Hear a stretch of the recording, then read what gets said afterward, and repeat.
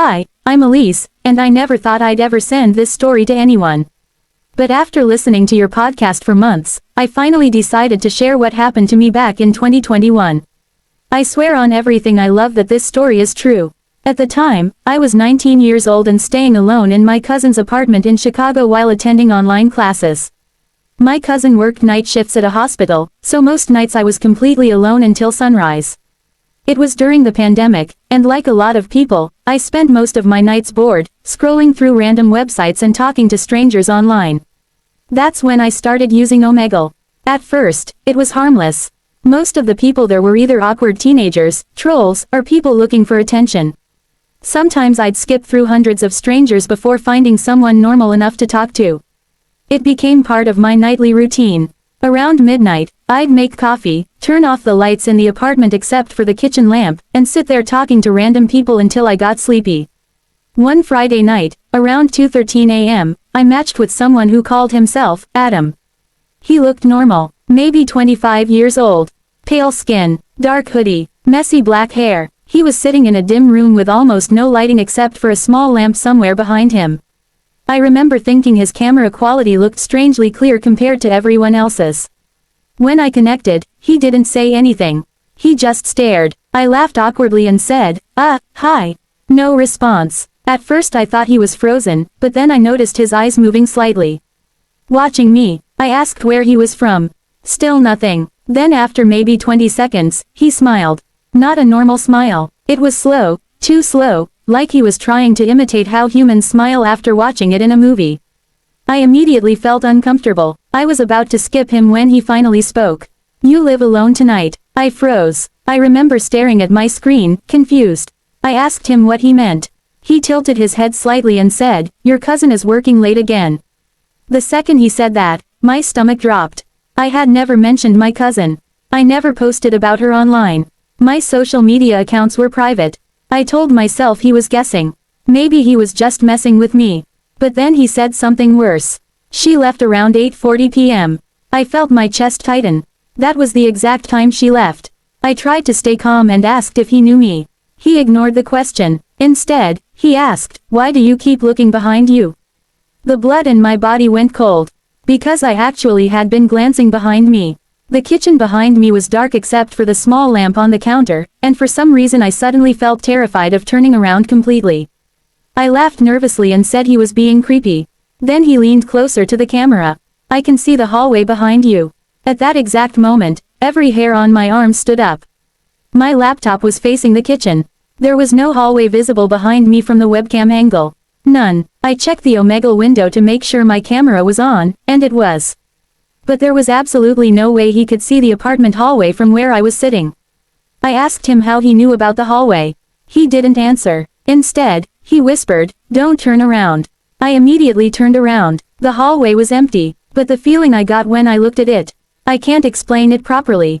It felt wrong, like someone had just been standing there a second earlier.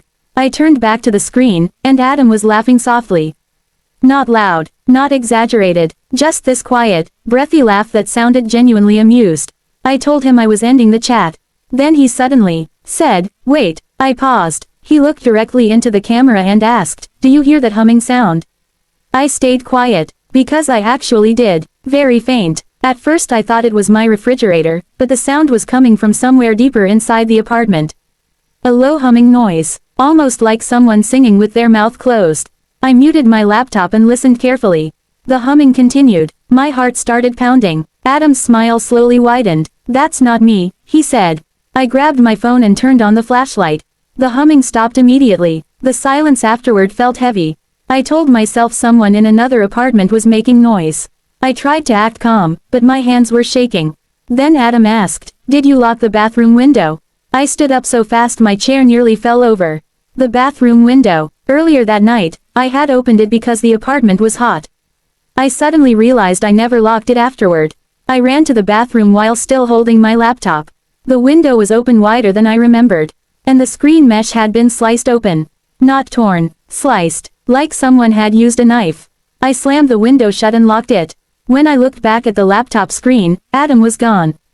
Disconnected. I immediately called my cousin. No answer. I called again and again until she finally picked up. I was crying at that point and telling her someone might have broken into the apartment. She told me to call the police immediately. While waiting for the police, I locked myself inside the bedroom. I could hear every tiny sound in the apartment. The refrigerator humming, pipes creaking, cars outside, then, footsteps, very slow footsteps, coming from the hallway. I stopped breathing. The footsteps continued for maybe 5 seconds, then stopped directly outside the bedroom door. I remember staring at the doorknob, expecting it to turn. I could hear my own heartbeat. Then came 3 soft knocks. Not aggressive, gentle, almost polite. I started crying again and yelled that the police were coming.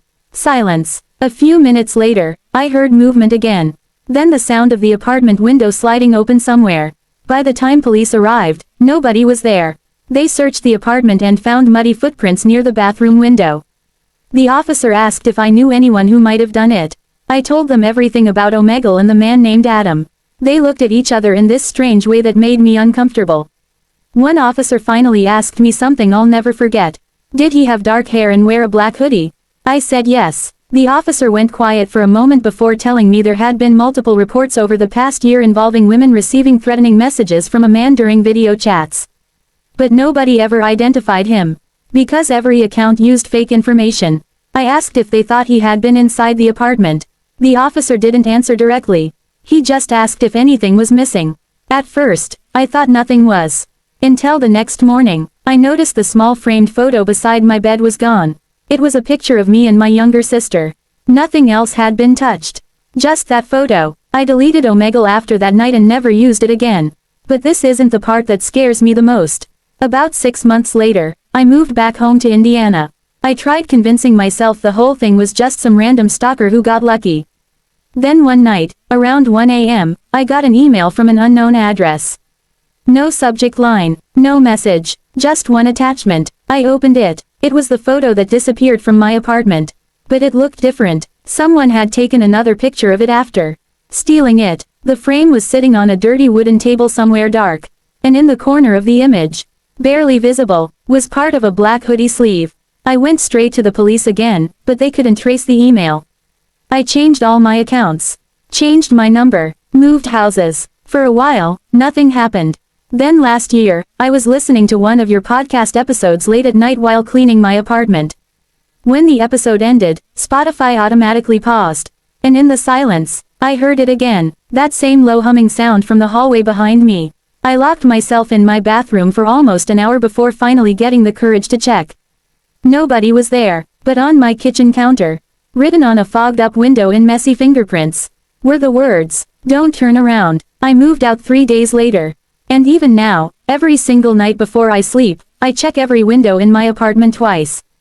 Because sometimes, around 2 a.m., I still get random Omegle notification sounds coming from my phone, even though Omegle doesn't exist anymore.